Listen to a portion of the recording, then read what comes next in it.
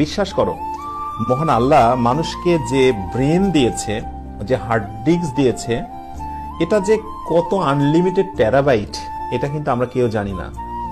তাই তুমি যত শিখবে তোমার শেখার ক্ষেত্রে মেধার তত বেশি বিকাশ ঘটবে।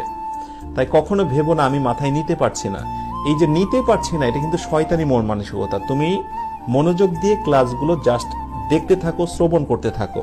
আমি আবারও বলছি, সবটুকুই তুমি একদিনে নিতে পারবে না, কিন্তু মনোযোগের সঙ্গে দেখতে থাকো। বিলিভ মি, এক সময় যে জিনিসটুকু কম বুঝেছিলে সেইটাও দেখবে পূর্ণতায় পৌঁছে গেছে।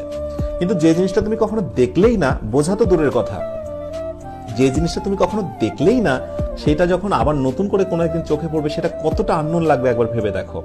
তাই আমি বারবার তোমাকে রিকোয়েস্ট করব, যদি কিছু শিখতে চাও, কোনো কিছু যদি অর্জন করতে চাও, লেগে থাকতে হবে এবং খুব বেশি অপটিমিস্টিক হতে হবে। সফলতা অর্জনের প্রথম কাজই হচ্ছে কোনো কিছুকে একেবারে নাছোড়বান্দার মতো